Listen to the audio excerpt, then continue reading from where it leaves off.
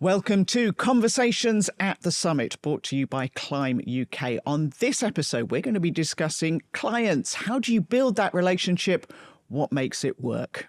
It's almost like every meeting, you're not sure what's going to come out of that meeting or what the client's going to need help with, but you're there to be able to, facilitate, connect, collaborate, and make sure that we absolutely help that business. Every meeting I do, I generally take two friends, and that's two of my other service line experts. Always a massive believer that two heads are better than one. So at the moment, we're talking a lot about trade wars and tariffs, so they'd be quick things that we could, really help businesses mobilise pretty quickly.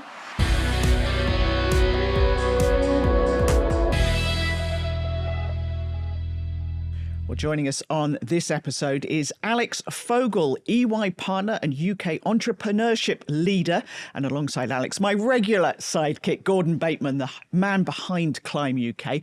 Alex, anybody who follows you on social media or anything like that or gets to know you, you see you pinging all over the place. Is there an average day in the life of Alex Fogal? Thanks, Tanya. I actually don't think there is an average day. Everything I do is client related. So I'm where clients want to see me. So that takes me generally all over the UK. It has taken me internationally in the last year, particularly with our entrepreneurs. But yeah, it's exciting, but very much client led. Before we talk about the entrepreneur programs and everything you're doing now, I just wanted to take you back. Was banking, which is where you started, the dream? Is that what a young Alex Fogal wanted to do? It wasn't actually, which I don't think will surprise many people. But I think when I was growing up, I was on the stage from a very young age. So I've done a lot of professional dancing. Was on the stage at 3 years old. But I always had this passion for business as well. So I was the kid who set up the mass tuck shop at school, sold tickets when I could to nightclubs and hired them out alongside kind of the business education side. And all the way through education, it was, do I go to stage school? Do I go to uni?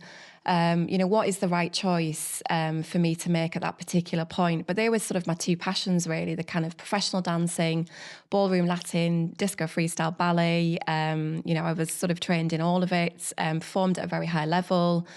And that gave me access to quite a lot of different, communities as well. But yeah, very, very much the sort of, pull of which decision is right. And I guess the injury side kind of came into my thoughts around, well, actually, if I do get an injury, it's kind of game over. So like some of our entrepreneurs, they would have probably just ploughed forward with that idea, whereas I actually thought, let me go to university, get that degree, but also joined a corporate graduate programme at the time as well, all while still competing and teaching dancing in the background as well.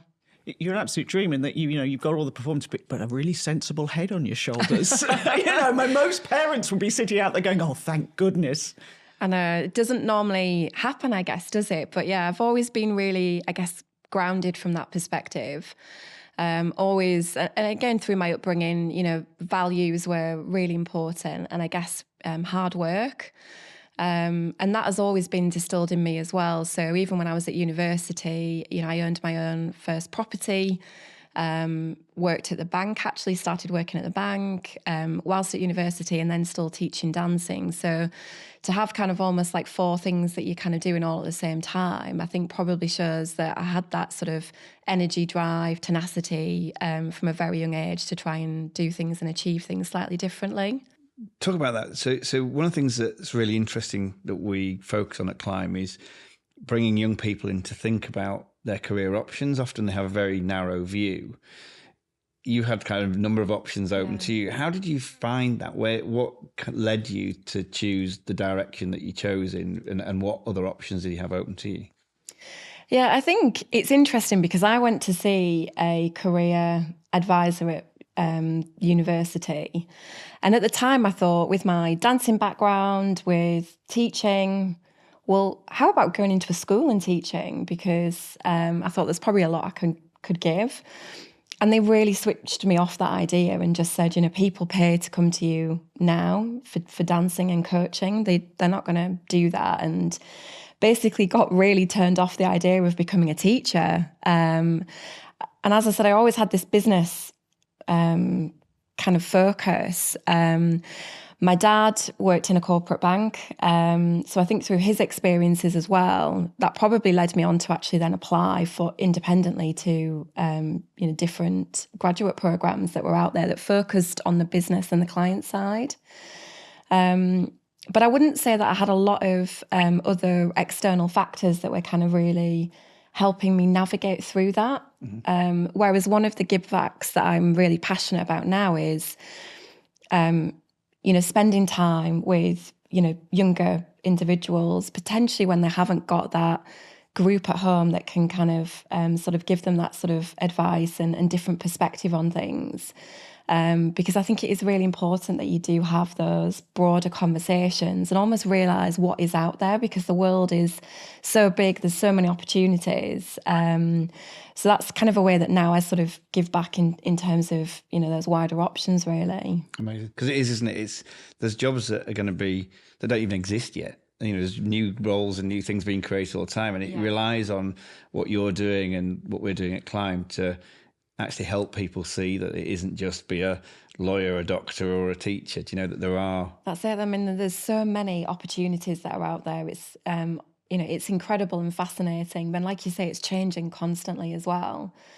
It's a really interesting world, I think, now to come into that sort of education and almost like your first career start point now, isn't it? It's very different to, 10, 15, 20 years ago, definitely. Absolutely. And in those early days, presumably, as a woman constantly walking into a room full of men, did you have to build a resilience, almost a sort of shell? Yeah, I think I did, Tanya, and it's only really looking back now that you kind of reflect on those moments. I was one of the youngest females in banking to take on a relationship director role. So often I'd turn up to meetings that were with my clients, typically all males, or I'd walk into a room where I'd be the only female. Many black tie do's where you'd be the only female in the room. And I guess you sort of have those little voices in your head that, you're speaking to yourself almost in the car to say, you can do this, you do know what you're doing. You know your industry, your skill set kind of inside out. It's just that kind of outer confidence. So I would say that the skills that I learned on stage from a very young age, again, it was very similar in terms of you putting yourself out there and you are going to be critiqued by, thousands of people. It was almost the same kind of skill set that you're going to be critiqued in the boardroom or in a room, full of individuals that you don't know yet. So how can you be yourself and be there and be confident? And I think it was those kind of, many months, years of kind of, walking the talk and evidence and proving that you did know what you were talking about. And a key part for me was about the relationships that you then fostered. So very much going in with, open communication, offering to help and be there, delivering, and often I would say over-delivering. I had to not only deliver, but over-deliver to kind of make sure that they knew that I was doing a really good job for them, but I was thinking much broader across all their kind of business needs. And I think there are a couple of things that, again, have stayed with me now that I'll give advice to lots of female colleagues, both internally within EY where I am now, but also I do a lot of external mentoring as well. Because I do find that it is that confidence, it's the resilience, and it's just about being yourself, but being comfortable to be able to be yourself. How long do you think it took you to be yourself?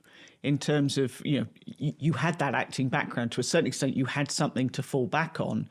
And was there a point, do you think, when you merged with the person that walked into the room and was almost acting the role, but the two came together of, this is me, I can do this? Yeah, there was definitely that moment. I was at a female-only conference in London that we were hosting, and a couple of speakers really resonated with me. And one individual read an Oscar Wilde quote, which basically is everybody else is taken, so just be yourself. And sort of reflected on that, and I thought, oh my God, that really resonates with me, because I think, in the day's world that we are now, everybody's trying to be something and do something.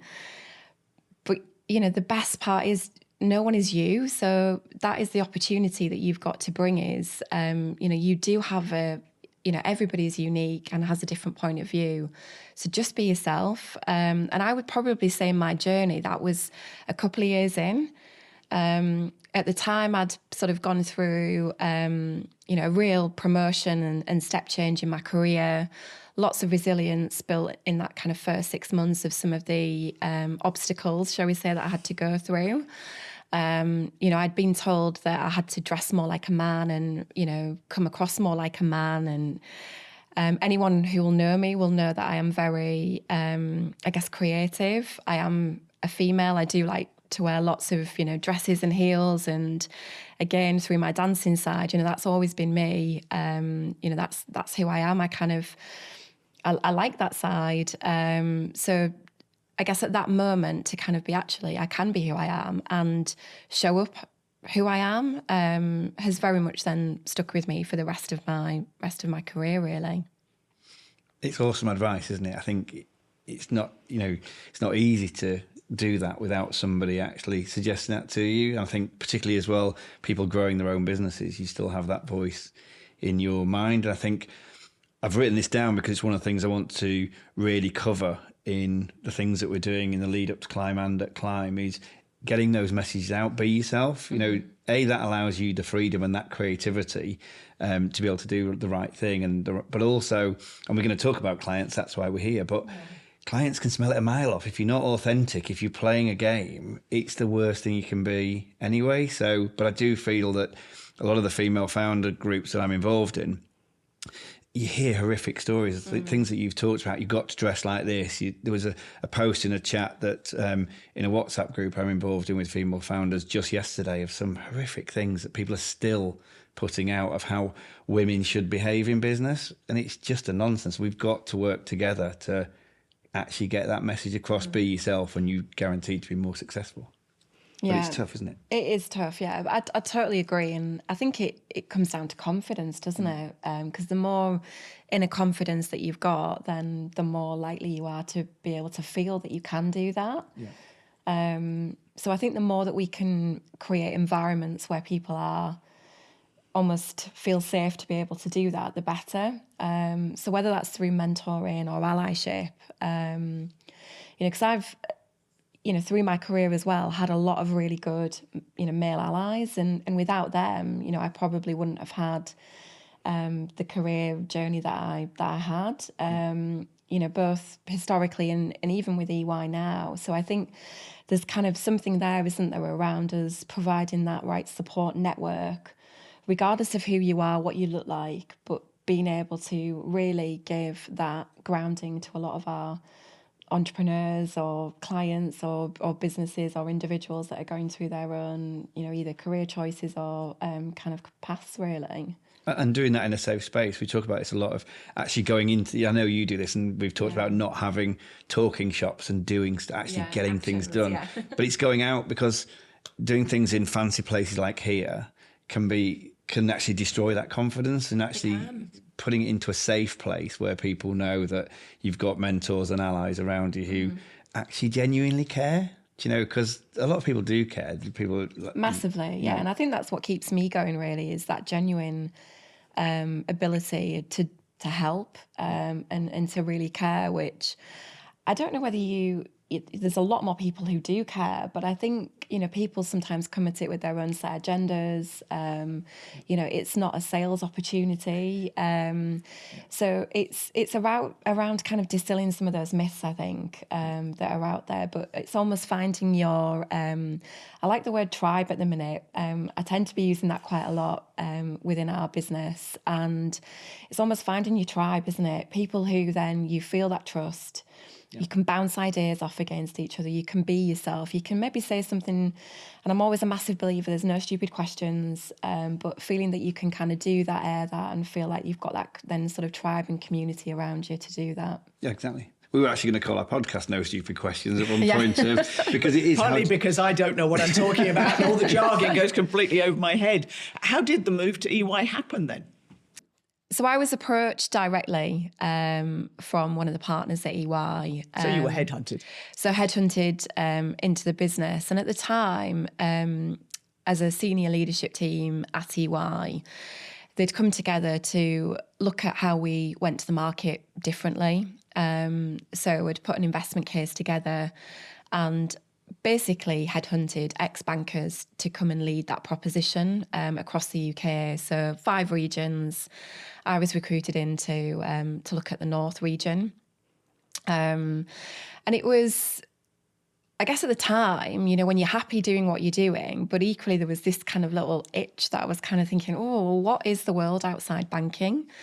I'd speak to many businesses about their entire business, and often I'd be able to help in one kind of one area really, which was around banking, funding, you know, potentially setting them up, you know, internationally. But it was quite restricted.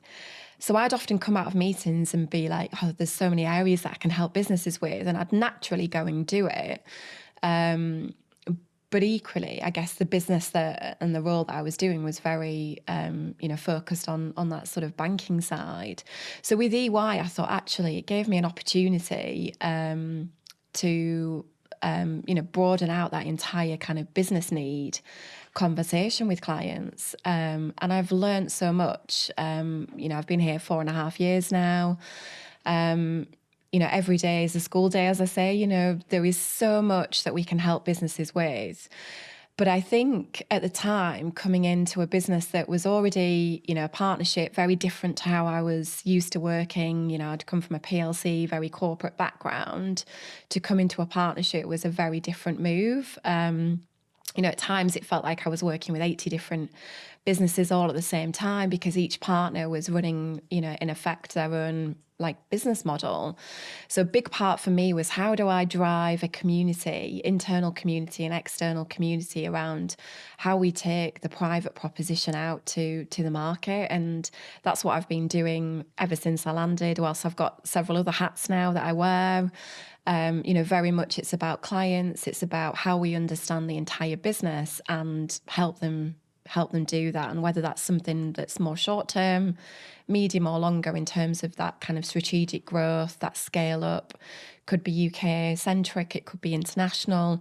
It's almost like every meeting, you're not sure what's going to come out of that meeting or what the client's going to need help with, but you're there to be able to, you know, facilitate, connect, collaborate, and make sure that we absolutely help that business. And you are now one of those partners. How did that come about? Yeah, I am. So proud moment really to be an equity partner. It was a question that I asked on the way in. I'm not an accountant. I'm a trained corporate banker. So on the way in, I asked, you know, how many partners make it that are not qualified accountants. I was told it had happened, but not that frequently. But I think with my kind of drive, hard work, ethic, 11 months in, I got a call to say, we'd like you to join Pathway to Partnership. So my first reaction was, wow, amazing.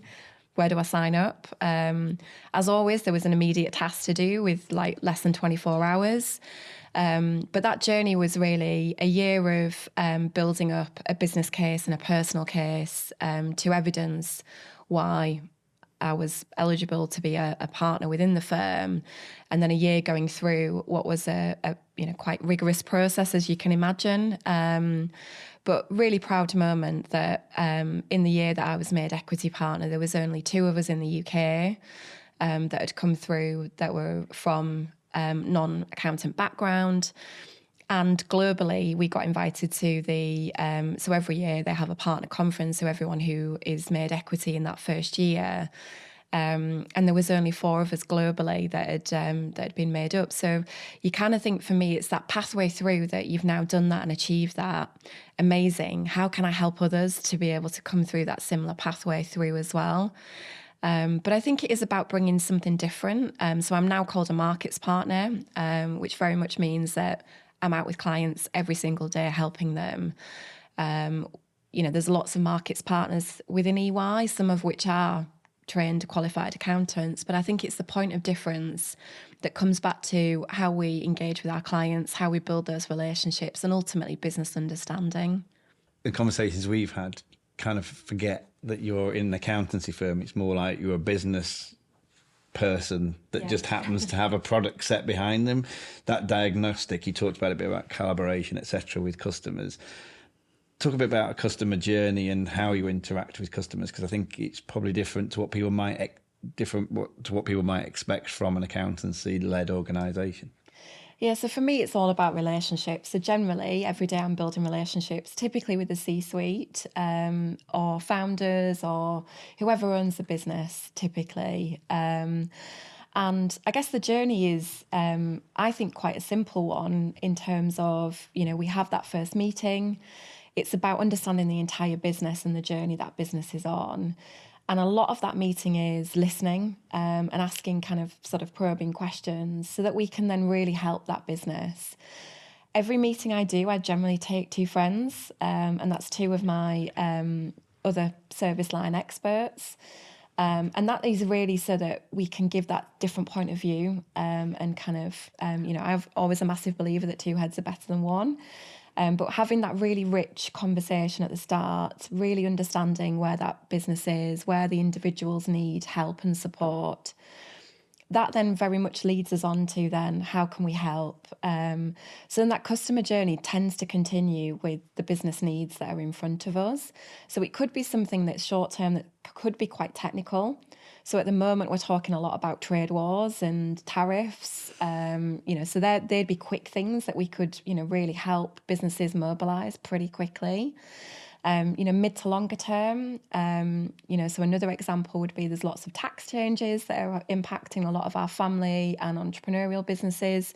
So again, what structures and planning can we help them with that really then helps them drive the business forward, but equally then the kind of, right team and advisors around you every step of the way. So I almost kind of feel like it is it's a journey, and at different points there'll be different needs that we can help the business with. But the more understanding that you've got around the whole business, and you're not just coming at it with a, dare I say, with a hat that's just focused on one particular area. So it could be, if I put my old banking hat on, with a debt hat, and that's all you're interested in. It's very much the full business.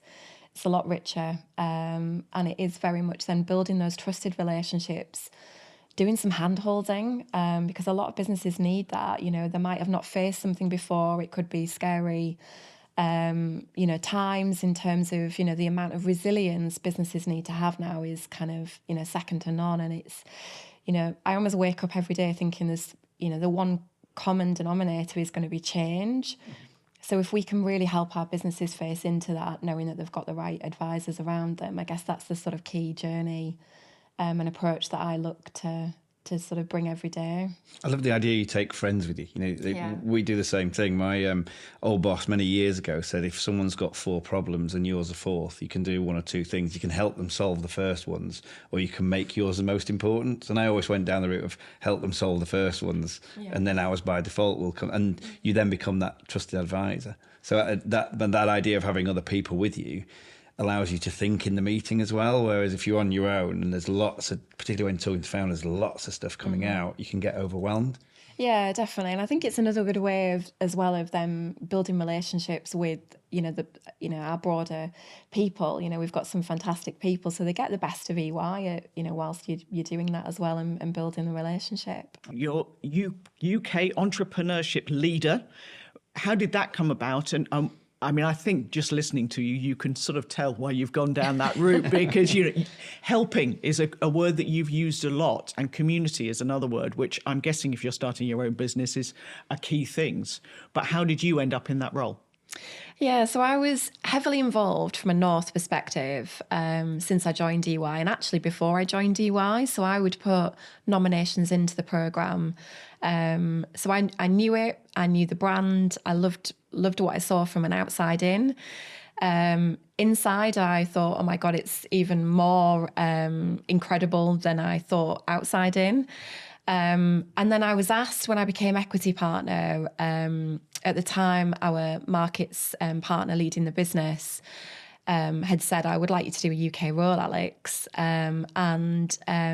He came and asked me whether I would be up for leading the UK programme, which I was completely blown away by. Obviously, jumped at the chance, and it's been now, a year into that journey. It's been incredible. I think the Entrepreneur of the Year programme is one of our special. It's really hard to describe how special it is until you've kind of almost witnessed or been a part of it. I'll say to the entrepreneurs, it's like once you're in the family, you're in the family. It's been running for, in some countries, over 40 years. It is the only global Entrepreneur of the Year programme running. It is focused on entrepreneurs, so it isn't the best business leader. There's plenty of other award programmes for that. And really special this year is we'll be celebrating 25 years in Monaco, where we celebrate global entrepreneurship, where we'll be bringing nearly 50 countries together. So I'll be there with our winner from the UK this year, as well as our alumni and judges. And I think that's the real pull for me, is that this is a massive community of entrepreneurs and alumni. And, in that community, we've got, serial entrepreneurs who really want to give back as well. A lot of entrepreneurs, will say that it's a really lonely place at the top. So if we can create a community that is that peer-to-peer network, that's kind of the first aspiration for us, is to really make sure that those experiences that we create of those peer-to-peer networks, the entrepreneurs really get something out of it. I think the second part is then ensuring that the elevation across the programme is where it needs to be. So very much the community could be any scale of entrepreneur that can come and be part of the journey and community and really access what we can offer.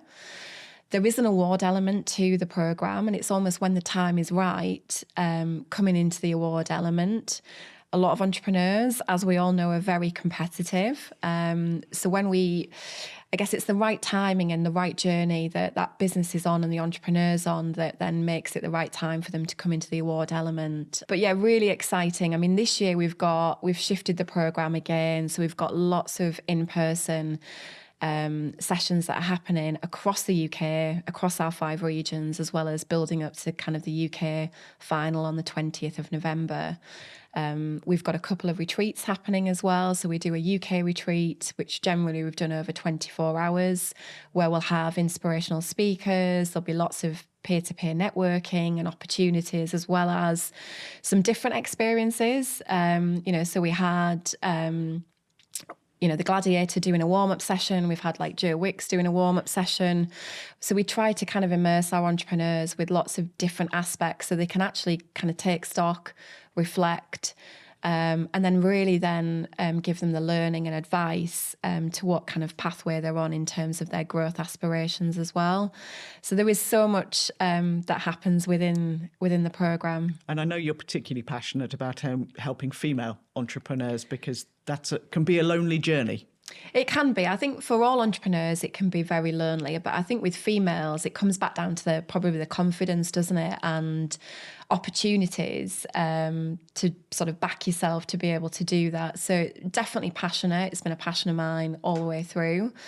But really ensuring that across the diversity of entrepreneurs that we've got within the community, that we are really helping all areas. At EY, we also have our Winning Women and Female Founders networks as well. So the Winning Women is a separate programme. I got more involved in that in the last couple of years, but we took 25 female entrepreneurs out to our Strategic Growth Forum, which runs in LA every single year that EY puts on. It was incredible to take those 25 female founders from across EMEA, but really to kind of give them the confidence. What you find is the networking, I would say, with other female entrepreneurs is a lot tighter and closer. A lot of them were brainstorming business plans, coming up with joint ideas, being very collaborative during that kind of week that they were then immersing themselves in everything that was on offer to do that.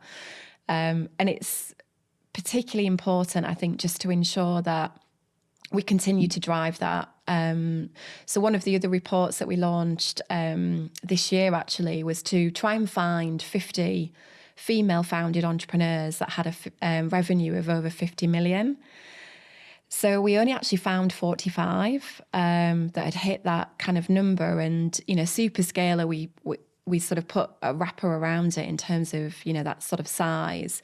But if we could find 50 that had done it, so we've got 45, what could we learn from them that have been there, done that, gone through the journey, then that could help then other female founders? And we've got the data behind sort of 20 to 50 and then other entrepreneurs.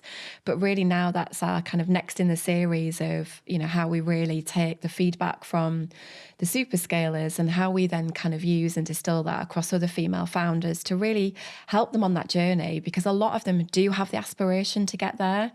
It's often hurdles or maybe access to funding, that does come up quite a lot. But there are other areas rather than just being a funding kind of story that we're really hoping to kind of bring out these themes so that we can then really distill and then really help those female entrepreneurs on the journey as well. It's interesting, just going back a little bit, you talk about community and peer-to-peer networks. I think one of the things that impresses me about what you're doing, and the retreats are a part of this, is that's multidimensional. Sometimes when people talk about communities in business, it's a bunch of the same people doing a similar kind of thing, maybe in different industries. And you need the professional expertise as well. So it's more than just the peer-to-peer piece. And I love the retreats bit because, particularly again, from underrepresented groups, that amount of time you can spend together and be able to bond, and that builds that confidence, that ability to be able to open up a bit more if it's over a couple of days, that you can show your vulnerabilities to people, and then that then will naturally lead on to people being able to do more. As an entrepreneur out there listening to this, how do they engage? How do they get involved in the programs? I mean, there's so many things you're doing, but how would I, as a business owner, connect into what you're doing? So I'd say the easiest thing is to come direct, and then what I would do is then connect to whichever region the entrepreneur's in to make sure that they're getting the best access and community invites, and really sort of connected into that sort of regional community. We do obviously have central sources of information, so we've got our website that a lot of the entrepreneurs can get a lot of detail from as well. But yeah, I'm often I guess it's an excuse to have a conversation and to kind of meet other entrepreneurs. So I'd say come direct, and we can then have a conversation around where they're at currently in their journey, and then I can connect to the wider business and just make sure they kind of get the best of what we're running, both from a central and then regional perspective. But as someone who owns a small business, there might be a perception that I'm too small as a business to work with a large organisation like EY, and this is going to cost me an arm and a leg. How would you respond to either of those?